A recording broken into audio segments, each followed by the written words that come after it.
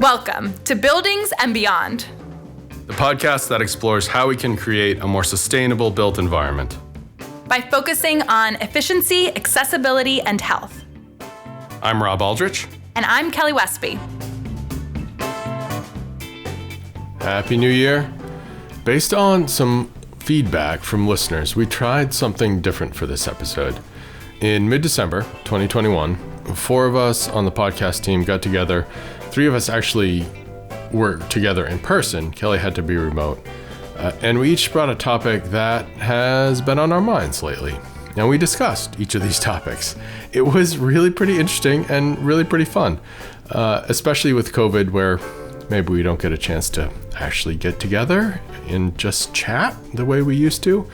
I don't think we solved all the world's problems, but really some interesting conversations that we hope you will find interesting as well. First, we have a sponsor this week. The Passive House Network is a 501c3 nonprofit that provides education to building professionals across the United States.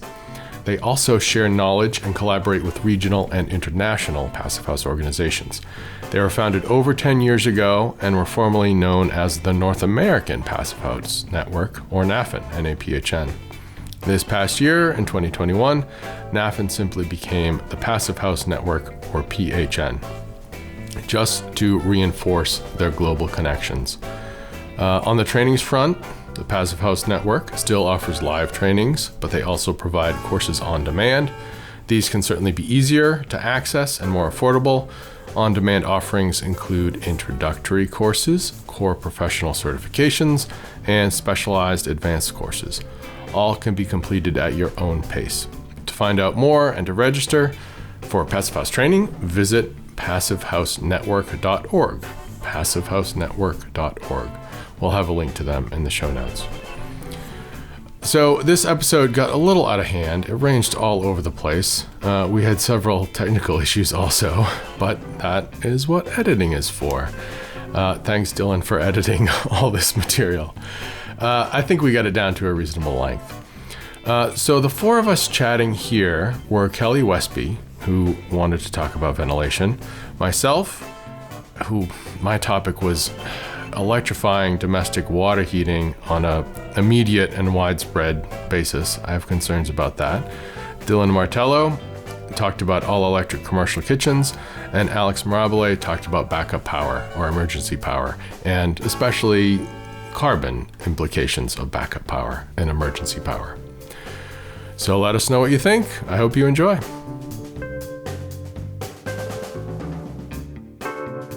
Number 1 is Kelly Westby.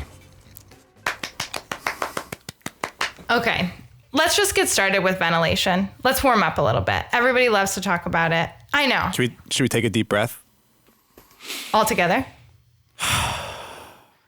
So there's lots of different kinds of ventilation. So when we are working on let's say newer construction, where we have opportunities to maybe do it right, what are things that we're seeing? Like, I think I've seen a wide range. Dylan, you're on the Passive House side. You've seen a little bit of different kind of things. Robb, on the maybe more single family, smaller multifamily side, maybe you're seeing different things.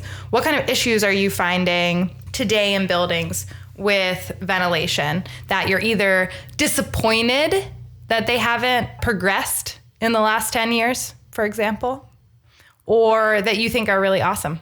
So I think one of the biggest challenges is ERVs and HRVs not being maintained. Filters not being cleaned, media not being cleaned, air intakes getting clogged with trash, leaves, grass clippings, and the airflow goes to crap.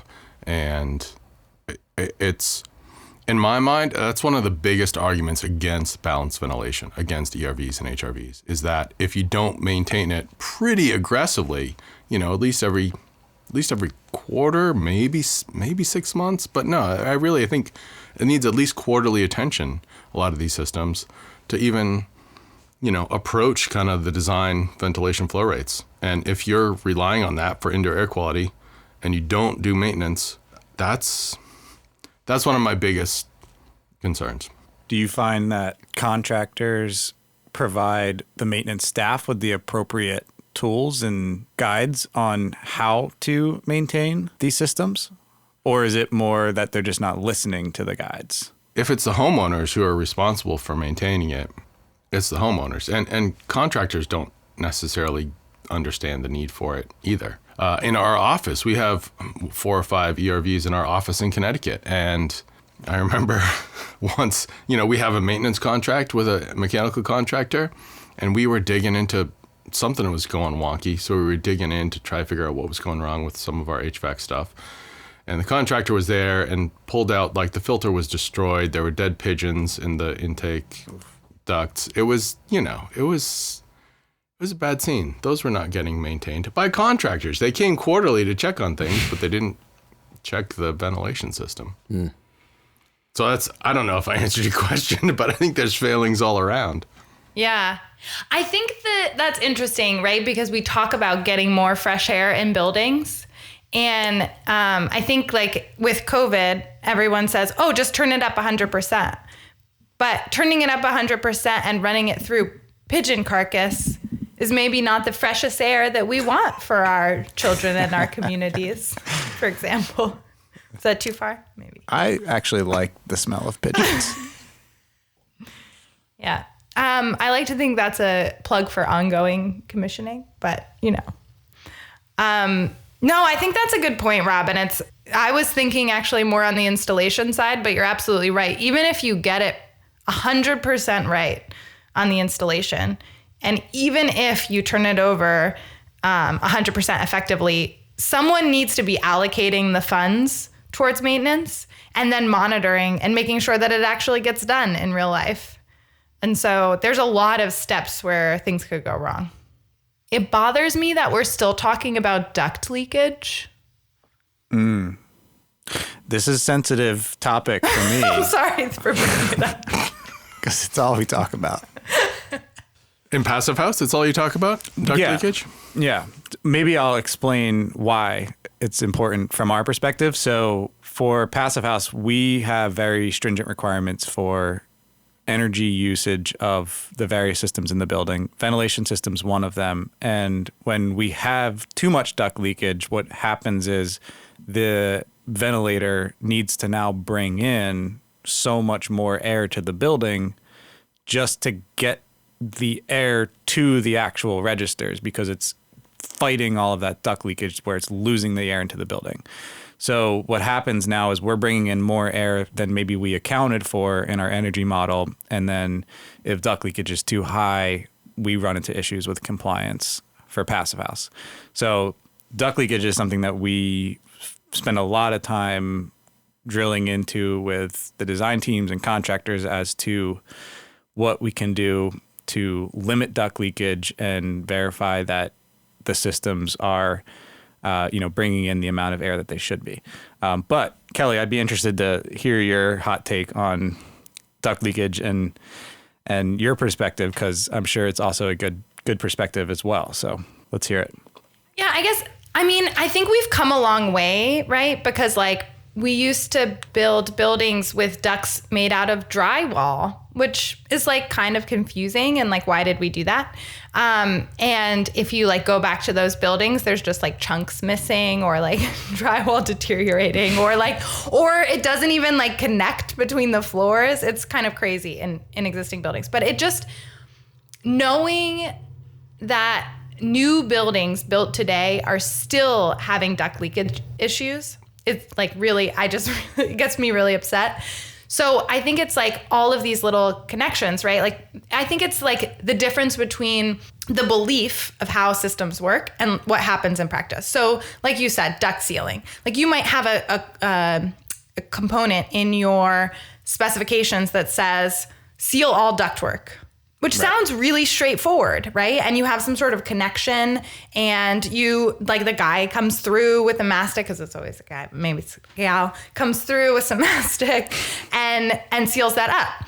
But if you're not actually paying attention, did they actually just drip the mastic on, but then the hole is still there? Or is the hole filled, right? Or what about when it has flanges and there's the 4 corners and you have to get in those little So there's a sealant in between when it's connected, but you still have to go through with mastic and seal it around the edges. Or what if they use a tape, but it's like kind of cold and the tape peels off? So it's like there's so much detail in the installation. So what I thought, like 10 years ago, when everyone started talking about AeroSeal, I was like, this is the best thing since sliced bread, for real. I don't know what other people think about it. Well, you thought that 10 years ago. Do you still think that? Okay, here's the thing. I was like, oh, this is brilliant. You use AeroSeal afterwards. You build the ductwork completely, and then you AeroSeal the entire system and seal it from within. Like, that is so cool. You don't have to worry about the guy, like, after lunch one day, throwing the mastic and then walking away, right? But instead of using the AeroSeal at the end, once all the branches are connected and the trunk is in place and all the branches are connected and you have all of the components that could have holes in it installed, that's too complicated because they'd have to actually walk around the building. Instead, they prefer to use the AeroSeal before they install the walls, which means the only thing that they AeroSeal is the trunk of the ductwork, which doesn't actually have any leakage. Like, the leakage is all in the branches. So now we actually have to regulate when they're doing the AeroSeal. It's not like, oh, okay, just do AeroSeal and then we check the box and great, we'll move on. Now, okay, even if we say this building has been AeroSealed, okay, but what parts of it have been AeroSealed? That's a very legitimate question. And that's one of the reasons we run into issues on our projects is a contractor says they did AeroSeal, but they only did it on 60% of the ducts, of which have the least amount of actual joints and things that would cause leakage. So I think that's a very legitimate thing to say, is that we need to regulate when we're doing AeroSeal and what ductwork needs to be installed and what level that needs to be installed, or else it's pointless. It's not doing anything. It's a waste of money. Yeah. Do you, Kelly and Dylan both, do you guys test the leakage of duct systems for ventilation? Like with the duct blaster, is this part of scopes? If we are concerned that, one, the AeroSeal is not being done sufficiently or it's not being done at all, we will test the ducts. Okay. But there's no passive house requirement to test the ducts? Not explicitly. There are some co-requisite requirements for heating and cooling systems, which is not really what we're talking about. We're talking about ventilation mainly, but there is some duct leakage requirements under the FIA standard. But there are ventilation requirements in passive house that say you have to get the actual airflow that you need at the vent, from which the is registers. like effectively impossible unless you seal the ductwork. Right. Which is why at the end of projects, when people are moving into their apartments or whatever, we're like wondering why we're not getting the airflow at the outlet because they told us they AeroSealed, and then, we're finding out, like uncovering the layers. Like an ogre, buildings have layers. Like an ogre? Oh, I know that from Shrek. From Shrek. Yeah. TM. Like an onion. Yeah. What was? Ogres are like onions. There was a I think it was a computer game, or it was part of the Shrek DVD package where you could record yourself saying all of the lines from the Shrek movie over the different characters.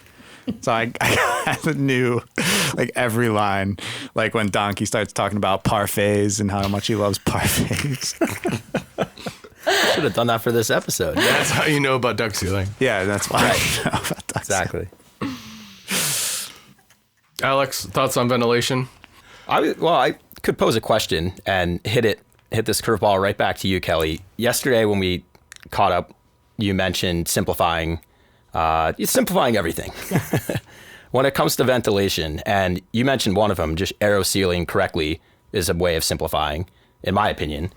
What's another good example of simplifying, the ventilation system to make sure that there's less O&M and commissioning involved throughout the project? Yeah, that's an excellent point. And I was thinking about a particular project that at one time was the largest passive house in the world or whatever. Universe.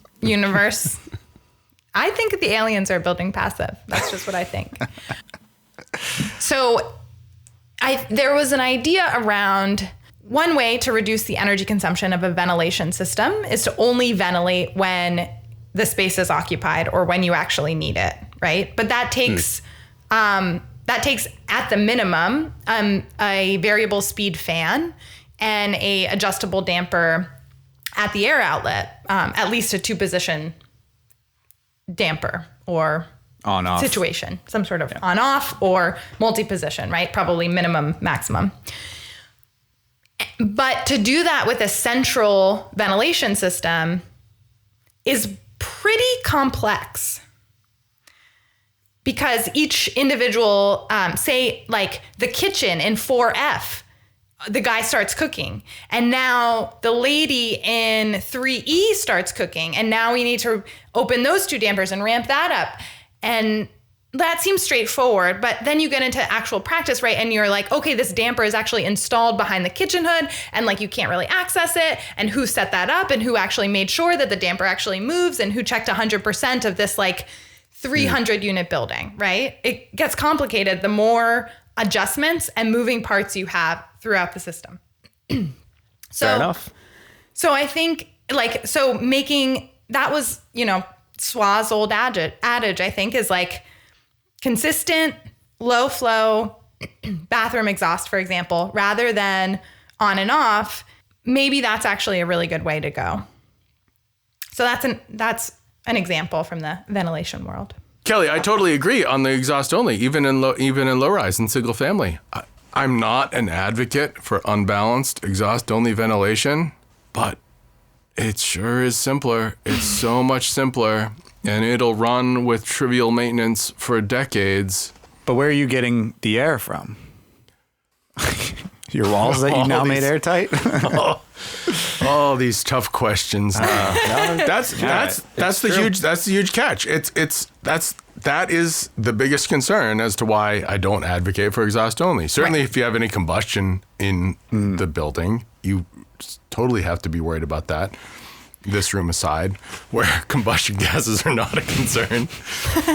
And in multifamily, it's an even bigger concern. Your neighbor smokes, and you get the makeup air from your neighbor's apartment with all the smoke, or they cook fish, or it's, And I think the reason it's not the simple, like exhaust only is like simple in concept, but we do need to take it that one step forward, right? It's not simple in that we don't actually know where the makeup air is coming from. And like, maybe it's coming from the elevator hoistway. Maybe it's coming from your neighbor's apartment who smokes. In single family, it's probably a little bit more straightforward. At least you're not taking it from your neighbor's apartment, right? Yeah, right. It could be the garage, could be a moldy crawl space. You could have radon issues. There are issues that should not be ignored. But anyways, going back to my first comment, you also, I don't think, necessarily should ignore the maintenance issues with higher tech. Right. More complicated. A layer of complexity adds a layer at each stage, and that just needs to be accounted for. Maybe it's the right decision, maybe it's the wrong decision, but we need to be realistic about what the long-term implications are for every layer of complexity that you add in the concept phase. Eyes open. All right. My topic has to do with electrification. The growing craze movement, we'll go with movement, it's more politically correct, to electrify or decarbonize everything, including water heating. It was like 20 years ago, I started in on an evaluation project of heat pump water heaters in Connecticut, where we installed 20 heat pump water heaters in single family homes in the basements. And some of them worked fine, but this product wasn't ready for prime time and it's off the market. But other products have replaced it. And these integrated tanks, it's like a 50-gallon or 80-gallon tank with a heat pump on top. So you have a compressor and an evaporator and blower on top. It draws heat, it draws air and heat from the basement, if you put it in the basement, and the heat pump moves that heat into the water tank. And it's totally a viable technology, and it can work really well in, say, basements of single-family homes, even in cold climates. We've seen it work really, really well. In warmer climates, it's even better because it cools the space around it. It cools and dehumidifies your basement, which is great. In the winter, it also cools your basement, which isn't as great. And that's that's the issue. That's the issue that so many people don't understand, is that if you put these heat pump water heaters, wherever you put these heat pump water heaters, it draws heat from the space around it, cools off the space around it to heat the water. You can't stick them in closets without ducting them. And people don't get that. I've seen many people put them in closets and they don't work at all, and they rip them out and replace them with electric resistance heaters, and they swear off heat pump water heaters forever. But now there's like, it's even a bigger challenge in multifamily buildings. Like, you can't put these in apartments. There's no big basement space, big mechanical room space in apartments, or it's exceedingly rare that there is. Though they're fairly noisy, they blow cold air, they cool off the space. It's very tough to install in apartments. Central systems where you have outdoor air, or you put the systems outside often, uses outdoor air, extracts heat from outdoor air to make the hot water. Once the temperature gets down into the single digits, which it certainly does in New England, they have very limited capacity, or maybe no capacity, and certainly they have less efficiency. So it's hard to do it, but there's more and more demand for people to do it, requirement for people to do it. I've heard of incentive programs in New York State that are kind of forbidding fossil fuels, and to get the high tier incentives, you have to use heat pump water heaters. You can plug them into your model, and the model looks great, but in the real world, it might perform like crap. And it just really makes me nervous to see using air source heat pumps to heat domestic hot water in big buildings in cold climates is still an unproven technology, but it's not stopping governments and programs from requiring it. And it kind of freaks me out. I think it could be a disaster. We need a Wright brothers of domestic hot water for central buildings. Dylan, you have a couple projects that are pursuing this, all electric heat pumps providing all the water heating, right? Yeah, exactly. So we have multiple projects that are, one of our projects is the Pirelli building, and it's a old Marcel Bourrier building from the 70s that changed hands over the 30 to 40 years, and now it's being renovated to a hotel, all-electric net zero hotel in New Haven, Connecticut. And that building has, I believe, 151 keys for the hotel. So it's a big building. And they have all-electric heat pump water heating specified and designed and actually installed now. It's still in the commissioning phase, and they're still wrapping up construction, but we are seeing that this, to me, feels like the first project that's doing this at this type of scale in this type of climate. And the client, the developer on this project, which is Becker and Becker, or Bruce Becker particularly, is very much, I would say, a sort of forward thinker and want to sort of emulate the Wright brothers in a way in terms of breaking down barriers. But I say that facetiously and not so facetiously, because I think where I feel like we are at right now is there is technology out there that we have data for and we have designs for, but who wants to be the first person at the front of the line to sort of do it and go through that inevitable phase of, like, what's going to happen? Are we going to have water? Now, to be clear, I mean, that project has backup heat as well for domestic hot water with electric resistance tanks, which aren't ideal from an energy standpoint, but at least are there for the means of providing additional capacity if needed. So there's sort of that safety blanket, but I think, it's, one, just not relying on fossil fuels to do it is one step, I would say. And that's certainly, a step that specific project has taken, and we're seeing some other projects take. So, sorry to interrupt, but you're saying that the not relying on fossil fuels, even going to resistance, is a step in the right direction? Is that what you're... It's electrification, right? So I would say if we're all in agreement that we need to electrify sooner rather than later and get off fossil fuels, electric resistance is probably going to be that sort of safety blanket from a capacity standpoint, right? It's not necessarily safety blanket from a what if the power goes out standpoint. And that's maybe a different issue. Is that's where we talk about storage, energy storage, and how do we sort of address the issue of, well, what if we don't have electricity to the building, which isn't necessarily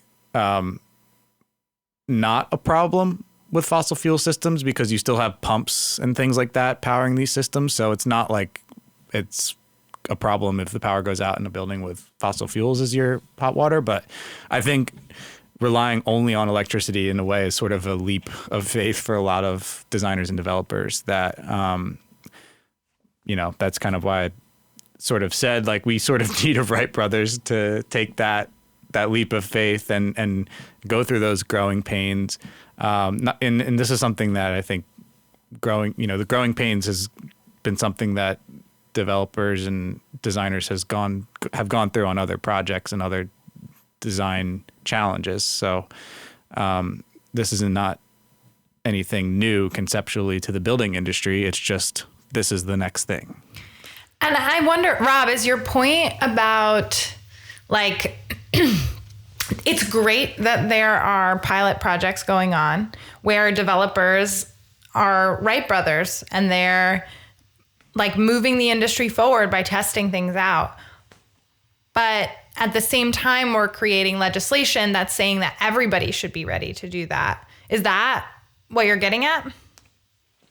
Oh yeah, I think we probably have a half a dozen projects in the company, at least a half a dozen projects of the company that are really being thoughtful about using new air-to-water heat pump technologies for water heating. But still, in our company, of all the projects we've worked on, haven't worked on any large multifamily buildings that have successfully done this, and maybe there are others who have in colder climates. Warmer climates or in colder climates, in climates like ours. I'm not sure that there are. But that doesn't stop policy folks from trying to mandate it, and that's what. They're great technologies. I've just seen them misapplied so often. But to play devil's advocate, I feel like many people would also say that the policy change is what spurs the Wright brother in a way, right? I mean, you got to get off the Wright brothers example. They didn't have policy. But I think it's the catalytic converter, right? It comes out of requirements in terms of car emissions, right? So that's where we get the catalytic converter from, because the regulation said, well, you have to fix it. I don't care what you are able to do now. And then, surprise, we figured it out, right? Same with like refrigerant regulation. Like, this is actually depleting our ozone. It turns out that's going to like really be a problem. You should fix it. And then refrigerant manufacturers said, actually, yeah, we can create something different, right? And they waited until the regulation was required. And not waited. I think I'm being a little bit facetious and tongue in cheek in this expression, but I think both are true in some ways, right? Like, I think one thing is true, that we realized we needed to make buildings tighter, and we did it all of a sudden. And then we had a bunch of people getting sick from our buildings, and that's not good.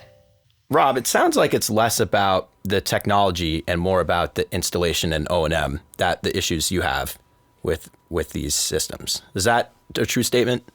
Yes. And I acknowledge, Kelly and Dylan, I'm pretty conservative on this. I don't recommend stuff to developers and builders until I know it's going to work. Right. I want to be 100% sure that I know this is going to work. Hey, here's a brand new technology. Nobody's really got it working yet in their buildings. Everybody has to do it. Oh my God, that makes me cringe. But yeah, I don't doubt that these products work. The integrated tank heat pump water heaters, I've seen them work great in a lot of applications. Yeah. I've seen them misapplied in a lot of applications. Sure. And for all these new, bigger air to water systems, I don't doubt what the cut sheets say. I don't doubt what the specs say. But when you actually install, I used to believe everything. I used to believe everything I read. Well, they're also designed in a perfect environment. Right. That's, right? They're rated in an ideal scenario. Right. And that's not realistic. Yeah, exactly. And I've done too much testing and monitoring of systems actually in buildings to expect them to perform. Yeah, and let's be real. Exactly. No one likes being the person that gets the angry phone call from the client saying, why the hell does this, Right. Why does my tenants not have hot water? Remember that time you told me to install this thing? Yeah. I think both are true. Like, I think we need to push people for them to go there. But I also think we have to be cautious about what we push too hard, too fast. What if policymakers said, this isn't the law in 2021 or 2022, but this is the law 3 years from now? Like, what if that was sort of a approach to policy making, as opposed to sort of making the law, having it go to public comment and then being published immediately? What if policymakers made essentially law for 3 years in advance? Obviously, no one can tell the future, so this isn't like a perfect scenario, but at least it allows for that buffer period. But I think that's what happens. Yeah. A lot of the other decarbonization laws are similar Yeah. to that approach, right? Right. BEPS, LL97, they're taking that, 5-year, 2030 goal approach where, hey, we're going to hit this point and we need to start doing something about it. Now, we're not going to find you today, Right. but it's time to start Yeah. thinking about it and acting on it. The risk Right. of that is that policymakers don't live forever. And the next generation. Got a little morbid there. Yeah, I whoa. wasn't- All right. I'm not. For the happy moment of the podcast. The next administration might change the legislation if you don't make it quick enough. But I think so. There's like risks and benefits to both. But I think to your point, Alex, most of the legislation has some amount of time. So even that, we were talking about what people are calling the all electric legislation in New York for new buildings. It's 2 years from now that it takes effect. Local Law 97, also New York centric. It's 2024 before it takes effect. So we had some warning. Right. But I do think sometimes, I think it's hard because we throw out these signals to the market, but then we leave some things open to question, interpretation. Like, okay, this is where we're going with it, but the coefficients might change. We haven't specifically said what the requirements are in terms of how much your energy will convert to carbon emissions. And that's what we're regulating is the carbon emissions. So we haven't specifically stated what that factor is going to be for 2030. So there's a little bit of uncertainty. And I think every time the kinds of people that go into real estate, I think are the long-term, established, conservative, maybe. And so if there's a little bit of uncertainty that they can say I don't know, maybe it'll change. Maybe someone else will come in and just blow this up, or maybe they'll change the emission standards or whatever. And so I'll just wait it out. So I think they're both there are risks to both. That's a good point. I wouldn't want to be that owner developer, but that is definitely a good point because we know they're out there. So what I'm getting is I should just settle down, not worry quite so much about this. Have another beer, Rob. I hear where you're coming from. And I think Rob, also we need to be one, creating legislation to create momentum. But at the same time, we need to be funding, and everybody needs to be closely watching these pilot projects. We all need to get together and say what is actually working. And it's right. We need to share stories. We need to say hey, and what's not working. Yeah, when it's not working. I'm pretty sure. Now, I don't have a time machine, but I'm pretty sure that the Wright brothers did not fly their first prototype. Oh. Just saying. But they eventually flew. Okay. All right. Next, Dylan Martello. Okay. All right, I have an activity. A lot of curveballs today, huh, Rob? So I am very interested in the topic of commercial kitchens. So what I wanted to do is this fun little activity using some calculations that we have and energy performance predictions from Energy Star and using some assumptions. So what I'm essentially doing here is I want to see how impactful the decision of what you want to eat and how much you want to eat could potentially sway the EUI of a building. And this is a very crude, high-level analysis. This is not anything that you want to put in a white paper or, Say in a podcast. Publish, but there's a heavy disclaimer on this. But at a minimum, at least you can see sort of the delta or the difference between what these sorts of decisions can make, not only as a consumer, but also as a potential owner of a building that might be designing a kitchen and designing a menu. What I wanted to do was get your guys' menu items and do a very high-level calculation of the energy use intensity of a hypothetical restaurant. Now, this hypothetical restaurant has approximately, let's just say, around 80 seats in the restaurant. And then 2 times on average over the course of the day, we have someone sitting at every one of those seats. So when you look at it from a sort of whole day basis, we have essentially 164 meals in this restaurant for dinner and about 112 meals for breakfast in this restaurant. And what we're doing is we're calculating the pounds of food cooked for each scenario and running the estimate for how much energy we think that the kitchen is using over the course of the year. And then we're basically dividing that by the square foot of this building, which will just say roughly 80,000 square feet for this not restaurant, but for the whole. We're going to treat this as a hotel. So it's for the whole building. So let's start with the results, because starting with the results are fun. All right. So Rob, your EUI for your building, if all of those 164 people for dinner ate like you, and if every one of those 112 people ate like you for breakfast, the EUI for the commercial kitchen would be about 4.83 kBTUs per square foot per year, roughly.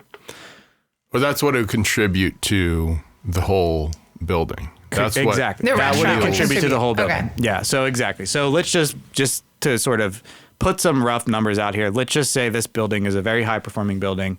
And it's a hotel with a restaurant in it. Hotel with a restaurant in it. I'm going to say it's a moderately sized, let's just say 7 or 8 story hotel building. So I would venture to guess, let's say the EUI for this building is in the 30 range. High performance, very high performance, kBTU per square foot. So adding 4 some to that, yeah, is pretty friggin' substantial. It's pretty big. For the lowest EUI out of the group. For the lowest EUI out of the group. Still significant. Now, to be clear, I am assuming some standard assumptions in terms of dishwashing and refrigeration and all that sort of stuff. So it's really, there's other stuff going into this EUI, but I want to just sort of try to understand how much purely your decisions on what you ate and how much you ate impacts energy use in the building.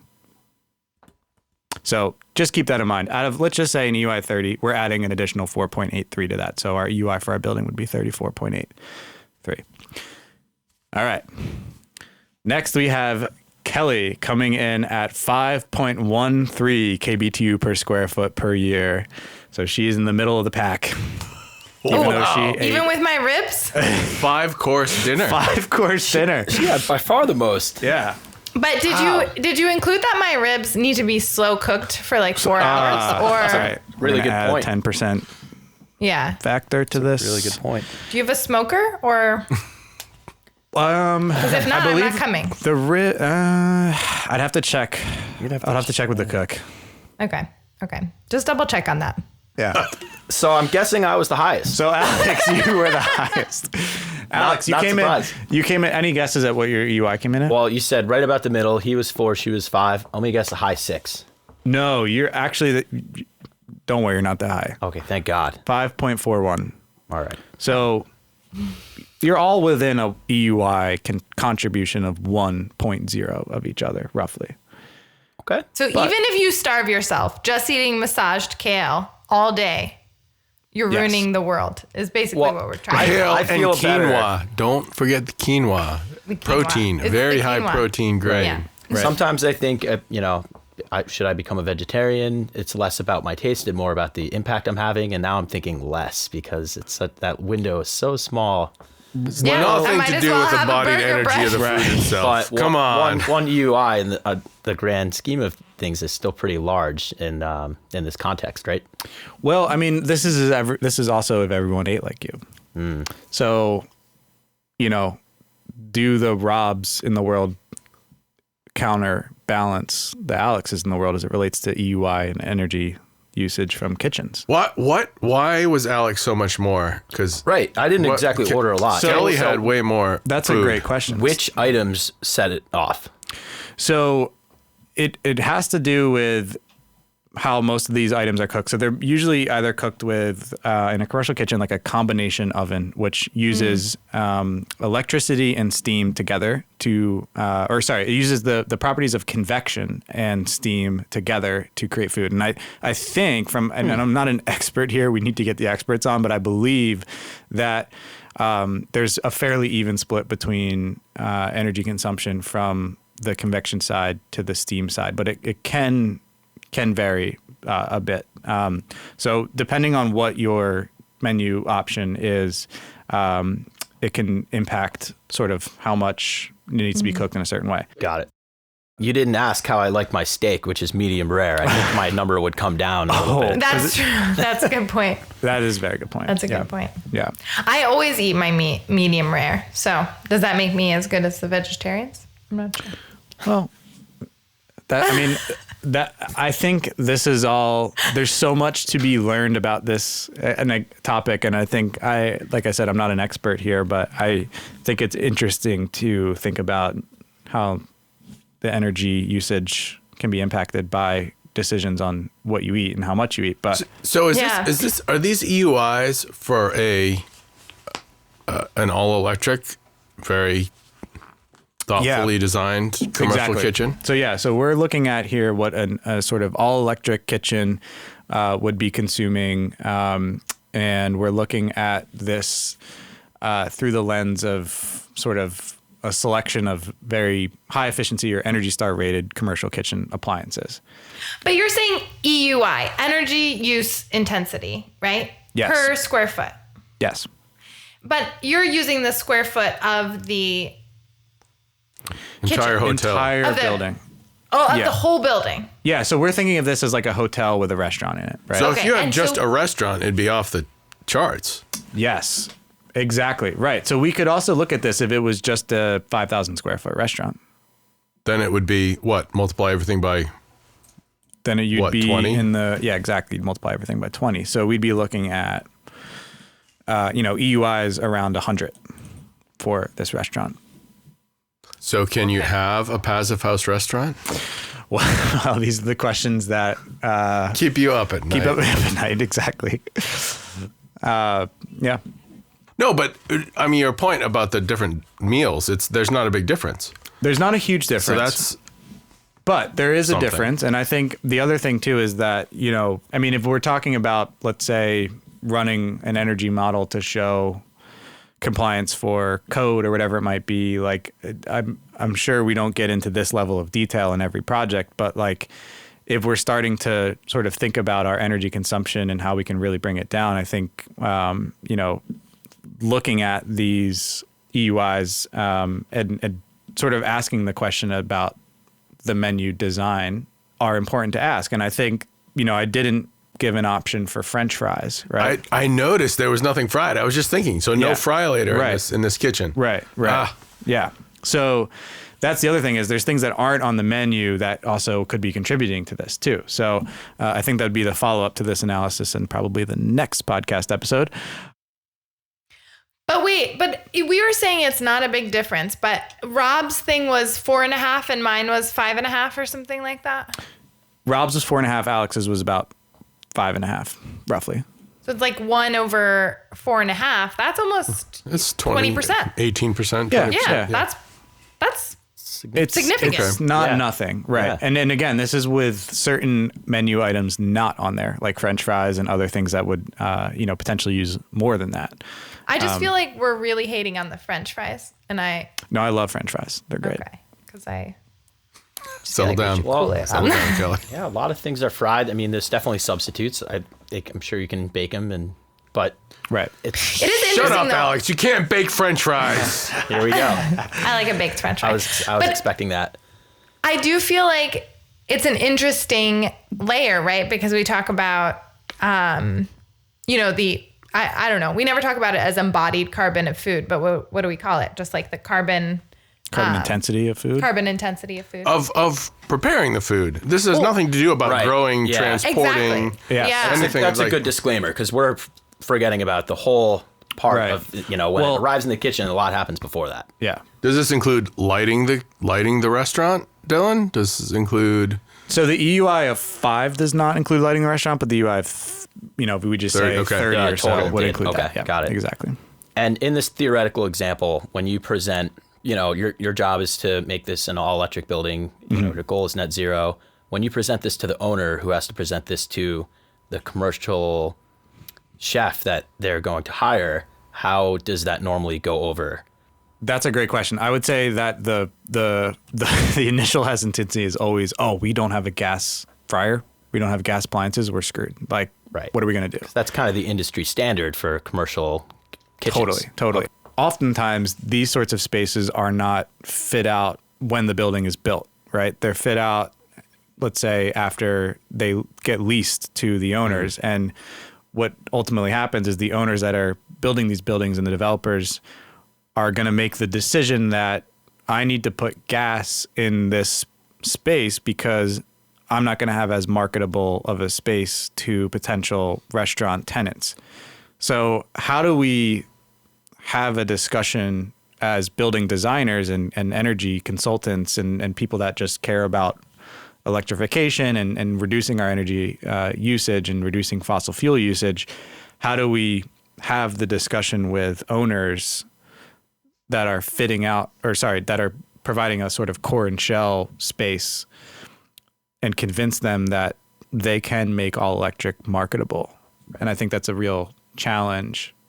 I mean, I think we start by having a chef who loves all electric kitchens on the podcast. There we go. And it's already been done, right, Kelly? Oh, yeah, we did that.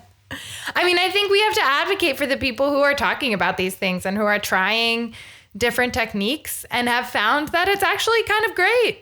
And it's okay not to overheat your staff and put them in really toxic conditions. And there are a bunch of co-benefits. Yeah. And the other Absolutely. thing is when I ran through the menu items, this is an actual menu from an all electric kitchen. None of you said, you don't have what I want. Well, I'll gladly plug the Chris Galarza episode, which Kelly did a little less than a year ago. He swears by induction cooking and has a lot of great reasons for it, including some of the ones you won't think about as a consumer that Kelly just mentioned. Not only health, but comfort, which definitely goes along with health. But if you're trained in induction cooking, which it isn't terribly difficult, according to him, you can become just as good of a chef and deliver just as great, of a menu Meals as and a spread. it right. takes some getting used to, I think. I think so. Yeah. He's Yeah. a very well trained commercial chef. He worked at a university. They kind of gave him everything he needed to do so. So that's right. That's the hard part. Yeah. And if we see more and more people with the goal of net zero, how do we get those things into the hands of the right people? And, maybe there'll be a trickle down effect one day, but it'll definitely take some time. I think we should move on. And I'm digging in my pocket for another card, Well, we slip know of who's paper. last. But Alex Mirable is the only one who is left. All right. So my topic is backup power, emergency backup generation, and net zero. I am all for zero carbon, zero energy buildings. I think they are critical. However, as we figure out, the pathway to getting there, I am worried about the gap in emergency generation power, which is critical for hospitals, campuses, agriculture, you name it, the things that keep us alive. So how do we figure out, and there's a couple options that are out there today. They're mostly fuel-based and combustion-based. So that's what we're trying to get away from. But I think there's a huge gap here and worth talking about. And I wanted to kind of bring it up to you guys as the consultants working on the projects. Have you seen any attempts to trying to get to a better, backup powered solution? Most cases, it's a diesel generator. And the two options that I can think of as alternatives are obviously battery backup, ideally tied to a PV system where they can be charged again. But even if you have a battery backup power bank that you've charged while the grid is on, and then if your power goes out, you have that for your home. But that's really not sustainable or feasible for a high-rise building, because you're going to need a huge number of batteries. And in the city, there's just not the storage to put that somewhere. So that's one thing. And the other thing is, people are getting really creative. This is more at a smaller scale, and particularly the agriculture scale is biofuel and biomethane that is being used as a backup power, because that, if you're close to the source, you can actually, there's cases of people doing a DIY generator conversion from their methane at their farm, where they've run generators. In one case in Canada, a third generation farmer is running a 500 kilowatt generator, and he's actually selling it back to the grid. And I thought that was really impressive. This all started. Are they doing it from the poop? And it's from methane. It's from the poop from his cows and from the farm. 500 kilowatts? It's something I didn't expect to run into when I was researching this topic. I thought just enough to maybe power a couple of his appliances. But here he is, a few years later, selling it back to the grid. Beautiful. I think there's options out there. Yeah. They're obviously pretty extreme, but maybe it speaks to the gap in that category of buildings. And I don't think it should be overlooked, as we design net zero buildings. What are your thoughts? It's interesting that you mentioned that, because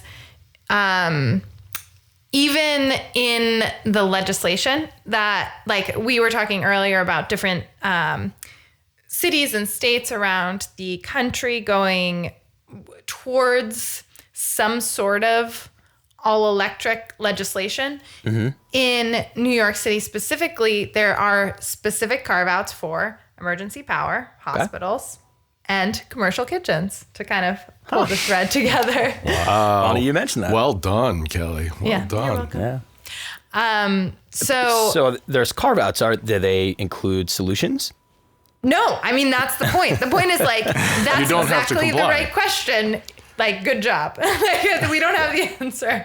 Yeah. And that goes to Robb's point, right? They're putting it in writing. They're becoming mandated in some areas, but without a clear solution or a practical one being involved.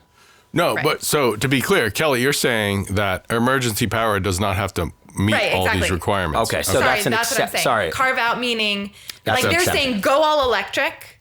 They're saying, oh, we figured out the domestic hot water thing, Rob. Okay, so not got it. But Dylan, you're right. Commercial kitchens are difficult, and Alex, you're right. Backup power, hospitals, it's complicated. But I'm the only one that's wrong. Get your DHW in a row.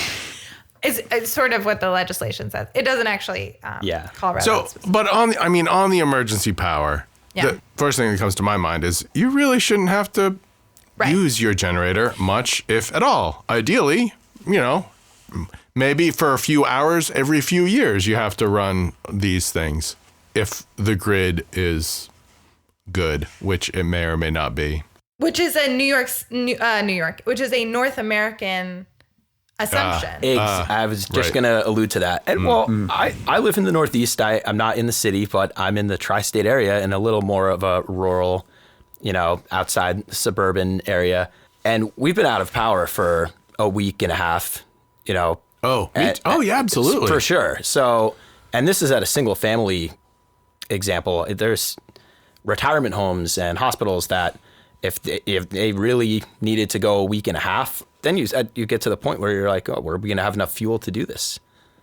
And you're talking still about 1 out of 52, right? If you're talking about 1 week a year.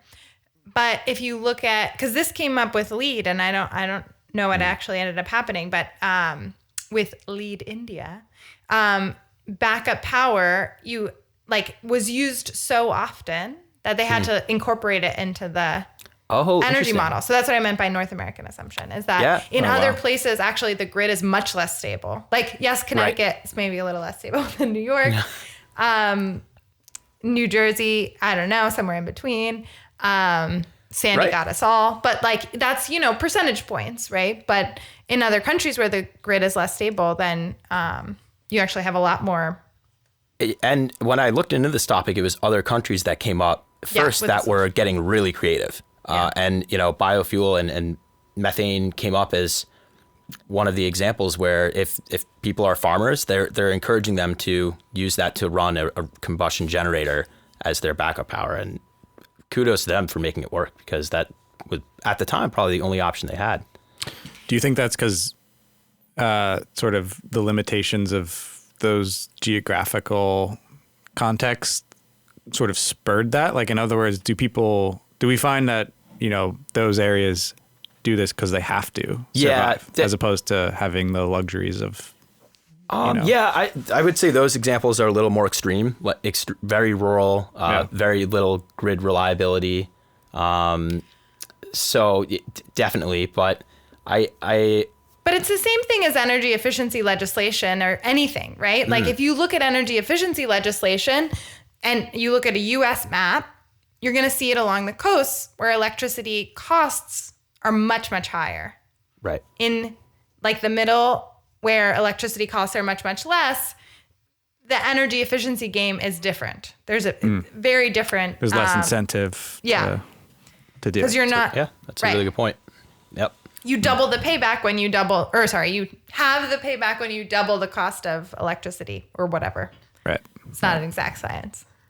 Well, and as these 100-year storms happen more frequently, I almost wonder and think to myself, as we work on the grid and work on getting to zero, are we planning infrastructure for backup power purposes? Should we actually plan on developing plants in more urban areas that are exclusively for providing backup power? We have a natural gas pipeline infrastructure here in the Northeast that's a lot more substantial than it once was, and probably more substantial than it needs to be for, goals that are getting to fully electric.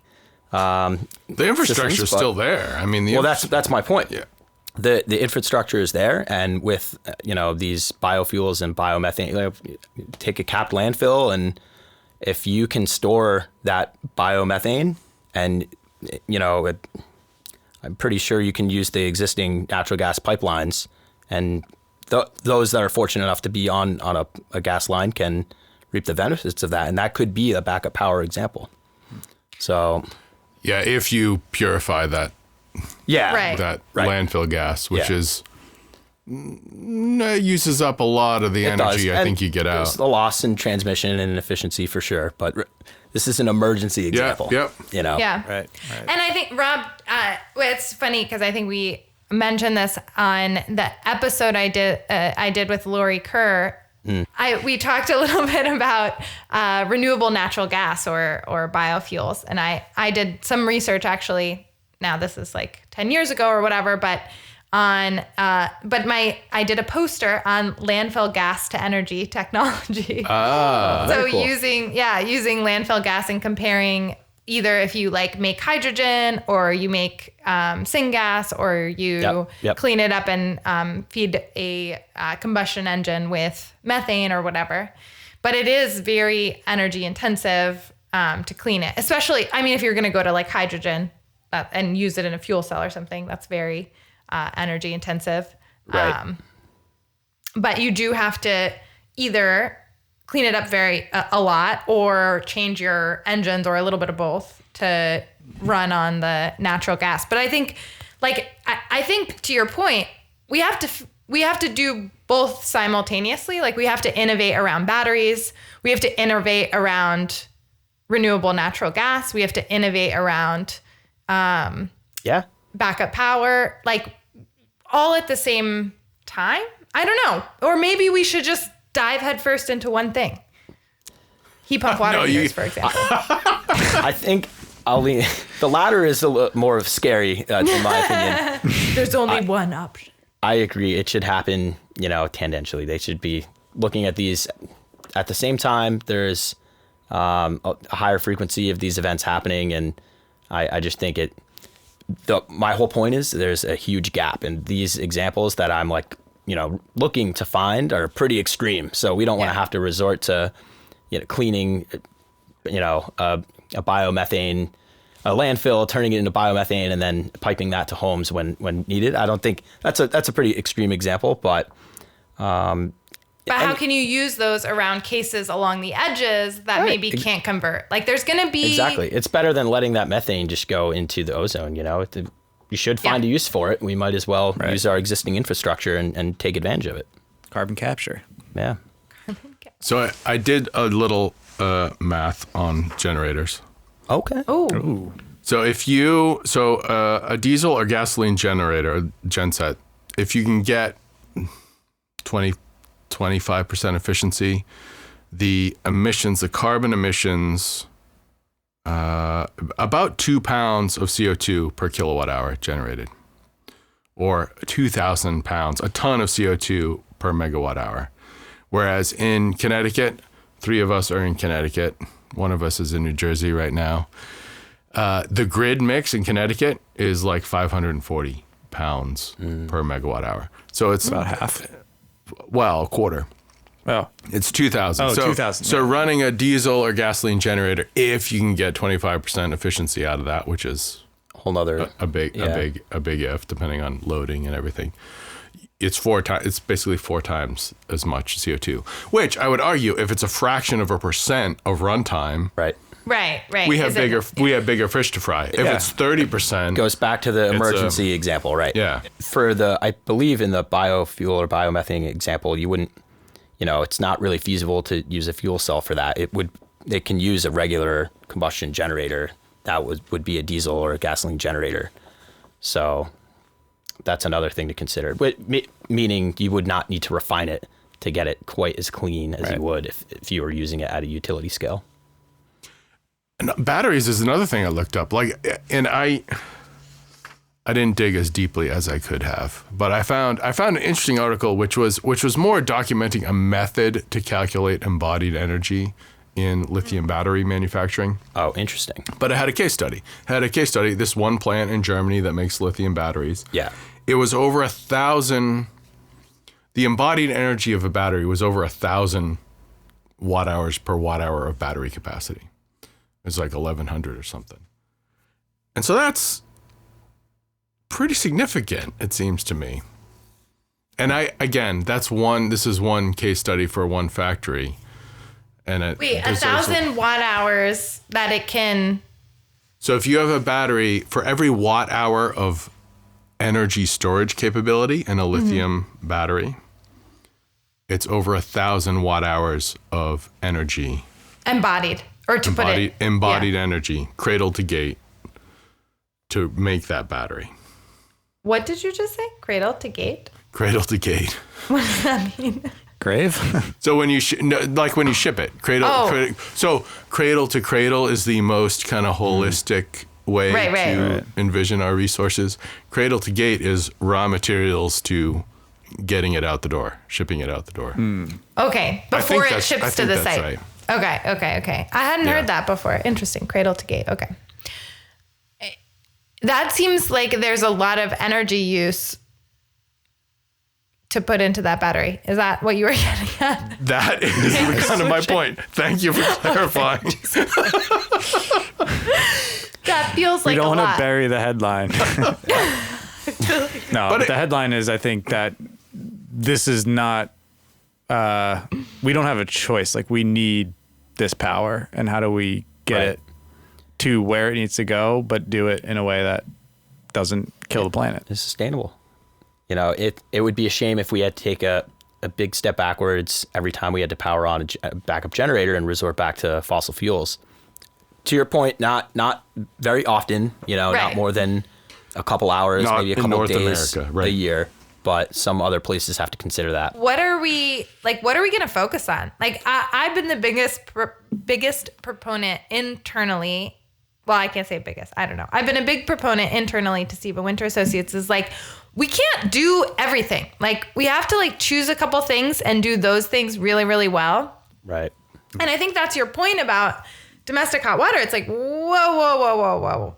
Like, yes, we need to electrify, but can we make sure that we have the right technology with the right installers in the right solutions to make sure that it actually works, so we don't actually just electrify and then backtrack? Because that's actually way worse for the market.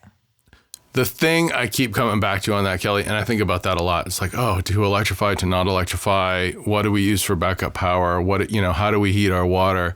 The thing that always makes sense is to use less energy, make buildings more efficient, use efficient appliances, low flow fixtures. Like just use dumb stuff. It's not dumb stuff. There's a substantial amount of subtlety to it. Like when we talked about ventilation, one of your two topics, and you're only supposed to bring one. My 17 topics.